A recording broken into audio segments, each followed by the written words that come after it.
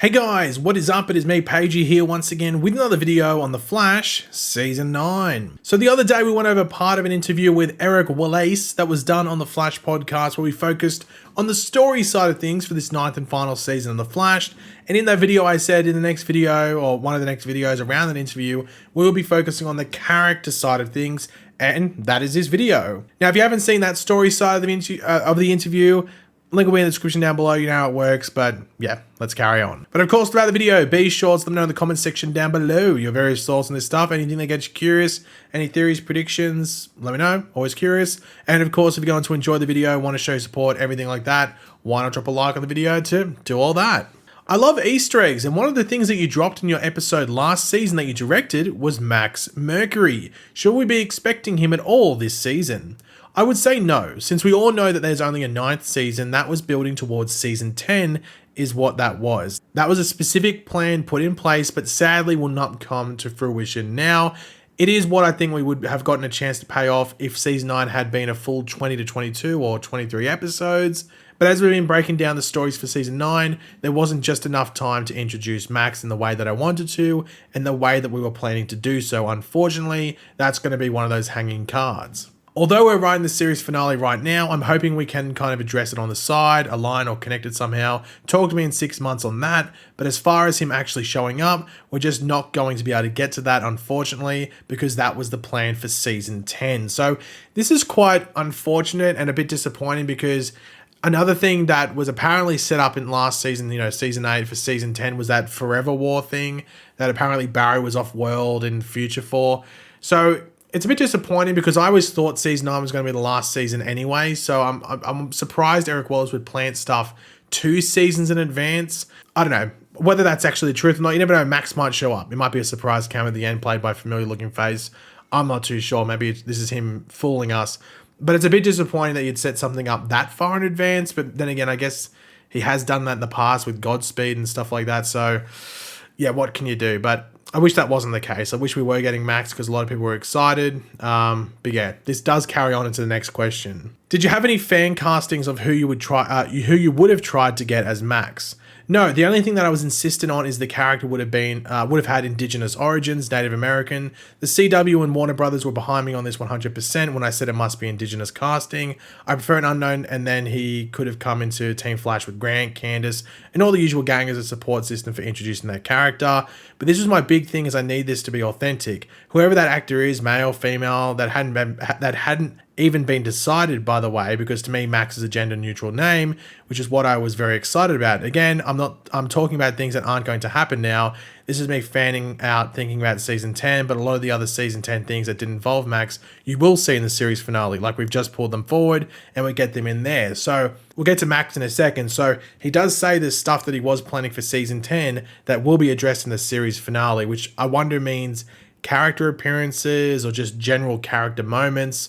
I'm very curious as to what that means, or maybe we even might see it in like a bit of a montage and they might quickly film it. I'm not too sure exactly what he's hinting at there, but I guess expect some stuff that was planned for season 10 to somehow show up in the series finale or episode 13 of season 9. But in regards to the Max Mercury stuff and the whole like indigenous stuff, Native American, that makes sense. If you don't know, Max Mercury, like his origins are sort of tied around the Native American culture and some of the stuff there. So that makes a lot of sense. Instead of just making it, a white dude that's, mixed in with that, you just make it a Native American dude. It sort of makes sense that would be the case. So that would be pretty cool. I think that, Godspeed, the original guy that played him back in season 5, I think was Canadian indigenous, I think, from memory. But obviously they changed it to the point where I think he was like, the actor was Indian, I think, in season 7, like Indian, not, I guess, American Indian. But yeah, I'm rambling on now. Let's get to the next question. Well, we know Wally is coming back and we are very excited for that. It sounds like it's going to be 1 episode, so are there any loose ends to tie up? Will there be West family shenanigans during this time back on The Flash? Yes, in fact, I was looking at the cut of the episode where he returns and it came out great, directed by Daniel Pennebaker, who did a phenomenal job on it. There's some really fun moments. There's a great Wally and Iris scene, which we always love seeing when it is brother and sister, one-on-one together. We're going to see a side of Wally, might I say, we haven't seen before. I wanted to make sure if he came back that we grow the character. You may need to rewatch Wally's first appearance in season 2, because I realize what's happening to that pretty hardcore. We've done that in so many episodes in season 9, where we're just not exploring when a character comes back, we're exploring where they came from, where they were, what they had to overcome, and that's literally addressed in one of the scenes that Wally is in. So with this, I'm very curious what they mean by that, because when Wally first comes in, it's stuff revolving around like his mum not doing too well and him just being a bit of a lost kid. Like he's doing all the drag racing, well not the drag racing, but like the street races with the cars and stuff like that. He's getting in a lot of trouble. So I wonder if Wally comes back into the show where he's sort of in a bit of trouble, or it's just that he doesn't know how to grow as a... I'm not too sure exactly how it's going to work out, but if I think back to Wally's early appearances on the show, that's what I think of. Like he's like the build up to his mother dying, him struggling with the stress around that, and even like all the street racing and stuff like that. And even if they want to fold it into season 3, we have all the Savitar stuff and some of the PTSD revolved around being stuck in the Speed Force. Maybe they play off that. I think I remember reading something, I don't know if it was from Eric Wallace or it was just something in general, that when Wally comes back, it's like a very emotional time for him. So I wonder exactly what the source of that is. Like, is it thinking back to those moments earlier in the show and those moments of his life, or is it something in the current day? That's something I have to wait and see. That was going to be my follow-up. Do you have a word of God on where he's been? Like, what has he been doing? Yeah, and also where he's going at the end of the episode. It's no surprise, we're a happy show. He's going to be fine. Nobody's dying or anything like that. That would be insane. But we have a sense of what he's learned as a result of his 1 episode visit for us, and it's pretty incredible. His performance is amazing. You're going to love it. So not much to add based off this, just out of the fact that it sounds like he's only back for 1 episode. So, well, that's what Eric Wallace is saying here. But then there's a question on next up that might add to that, but let's read it. Could that mean maybe another Wally appearance, or is this his 1 and only episode? Right, he's certainly so pivotal to the episode. I told Keenan this when I pitched him the concept that we cannot do this particular story without you. If you're too busy, that's okay, but I'm going to have to find a new story because it just does not work without you, because you're at the heart of it. It's your emotional core as Wally West that we're exploring here, which is why the story is so exciting. That's why when I pitched it to him, he just flipped out with excitement. He's like, just fly me there, let's lock it down. And I went, okay. Now, the thing around this is that he's coming back for the episode that Oliver Queen's in with Diggle and stuff like that. So Wally is the emotional core of that episode. We have Bloodwork there. Wally had no interaction with Bloodwork. So I'm wondering how Wally ends up being the emotional core of the episode when you have all those other characters, and I guess mainly Oliver Queen there as well. So that has me very curious. I don't know if this is Eric Wallace just saying like he finds the Wally West stuff the most emotional part of the episode, or if Wally West is actually legitimately the emotional core of the episode. Because looking in, it's hard to believe with Oliver Queen showing up, but I'm not going to deny that that could actually be the case. So I'm very curious to see how that plays out.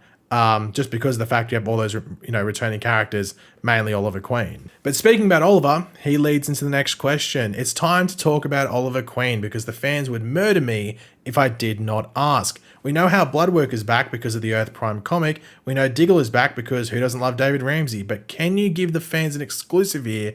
What can you say about Oliver? That's one spoiler I can't go near because that's the event of all events other than the series finale. That's going to be crazy. This is probably the biggest thing that can happen in the Arrowverse, the return of Stephen Amell. The question is, who is he? Is he the Green Arrow? Is he the Spectre? Is he Oliver Queen? Is he none of the above? Where did he come from? I really don't want to spoil anything there of his return. First of all, it's funny. It's just laugh out loud funny. But at the end of it, I cried watching the cut. I've seen the cut of the episode. It reduced me to tears at the end. That's the only kind of spoiler I can give. Get ready for an emotional ride. Okay, here's your spoiler. It's one that honors what happened at the end of Arrow. We're not throwing out the series finale of Arrow, let me assure you of that.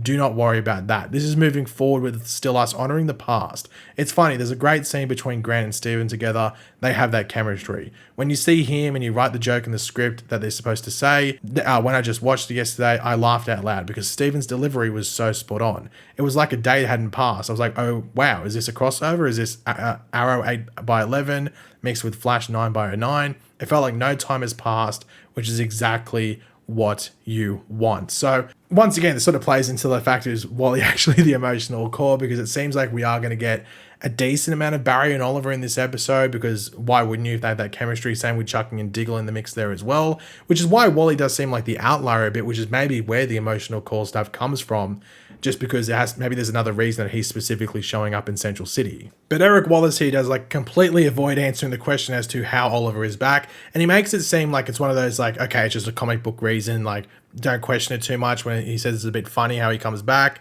which makes me wonder if like Oliver literally just shows up in a bit of a comedic scene to kick it all off, and then that's when the serious starts. The serious stuff starts to happen throughout the episode and becomes more and more emotional. But the actual entry point isn't like some serious over the top, moment. It's actually a bit comedic, which, when you think about it, could actually work, especially if it is the Spectre, which makes sense. It'd be funny if he just showed up in a very awkward moment for Barry. She's like, what are you doing here? Why are you showing up like this? Hold on, I'm naked. I've just got out of the shower. Let me get some clothes on or something like that.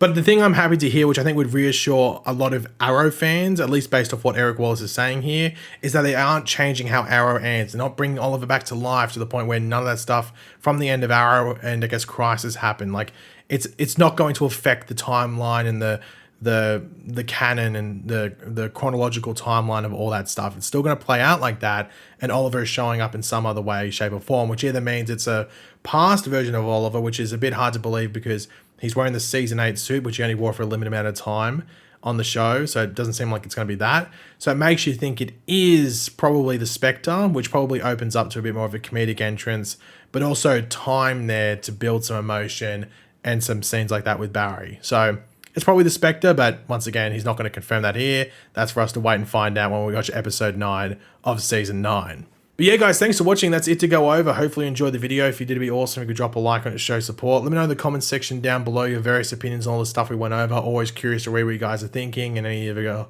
other thoughts and theories and predictions based off the questions and answers that we went over in this video. And of course, if you are new to the channel, make sure to subscribe, and I will catch you guys later. Goodbye.